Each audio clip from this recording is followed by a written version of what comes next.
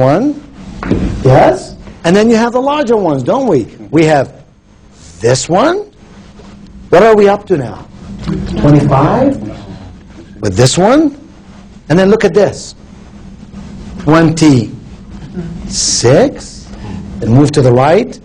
27. And who knows, you might be able to come up with even more triangles. The point is, the harder you look, the more you look with an open mind, the more information is available to you, the more willing you are to examine matter, you can change your answers, and you can change your position on an issue, and you could feel even good about it. The future is like a train on a one-way track. You're either on the train or you're on the track.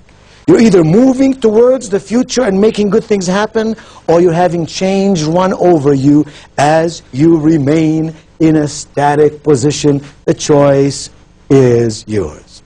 There's some questions to ask when you expect change in your life, or to know if you have been at the receiving end of change in your life, or to understand if you have met change head-on with effectiveness and efficiency.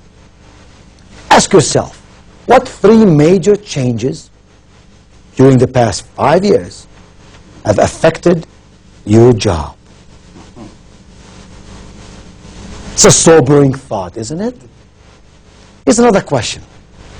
Did you initiate any of these changes? Did you anticipate them? Or were they a surprise even to you?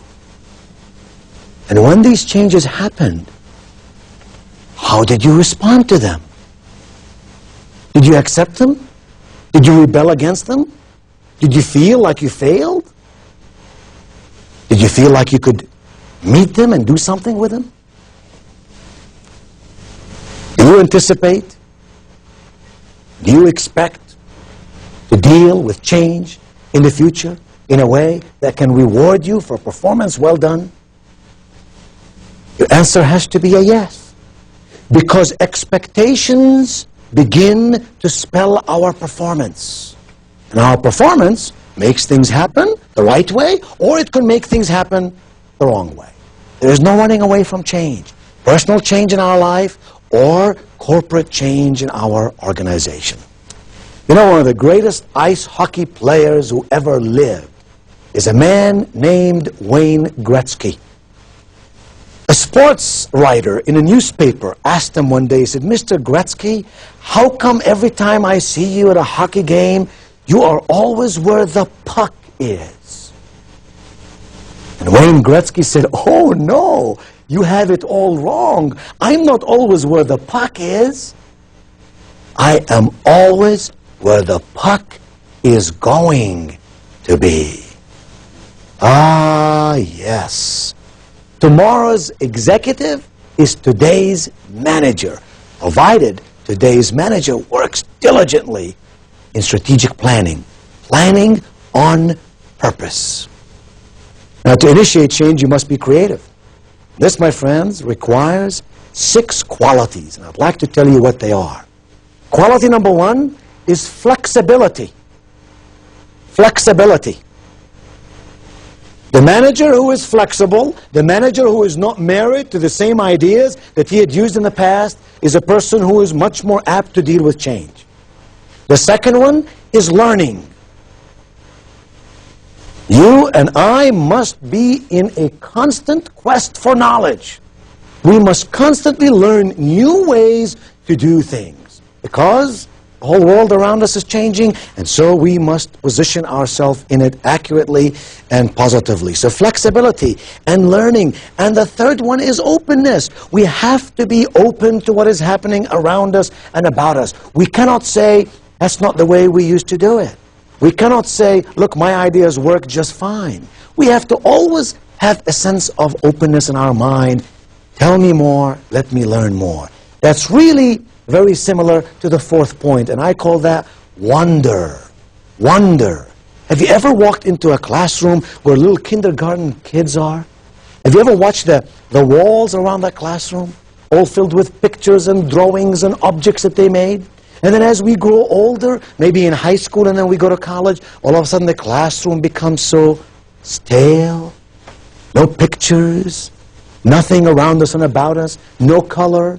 And we begin to almost lose our sense of wonder because the more we learn in life, the more judgmental we become, instead of being just open to the wonders that come to us, just like a little child who's always asking questions and want to learn more, and have that little twinkle in their eye that says, there's more to life, and I love this, and I can't believe there's that much in life.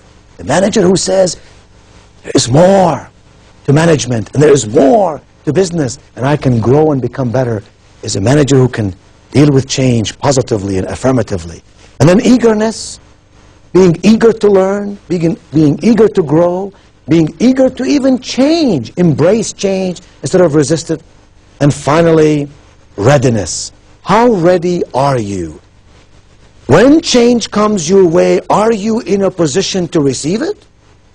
Do you have the skills in place so you can deal with it? If you were building a house and all of a sudden the construction person in charge of the windows for the house shows up to put the windows in the house, if the walls are not up, can he put the windows in the house? No, we were not ready for that process. It's the same with you and me. We must constantly be ready for the changes that come our way so that we can implement them effectively. You'll know that it's time to change. It's a sure proof indication that it's time to change.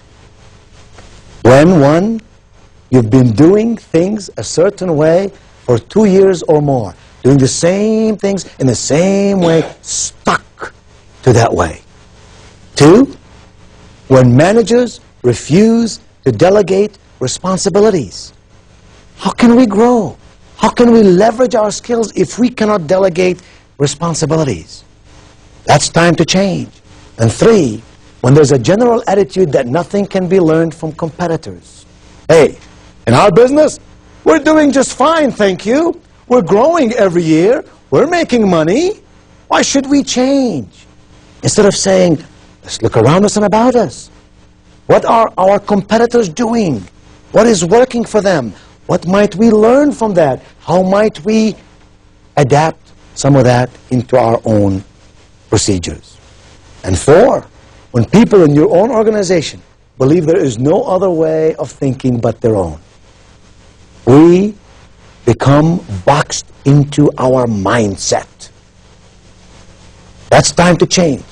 That's a surefire way that says, there's a symptom there that says, hey, get together and let's change and let's grow.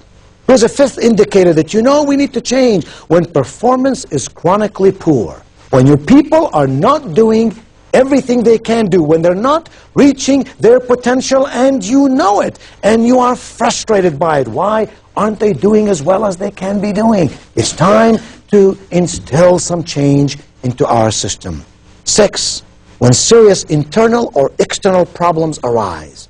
You got problems on the inside of your business, or you got problems in the marketplace that you work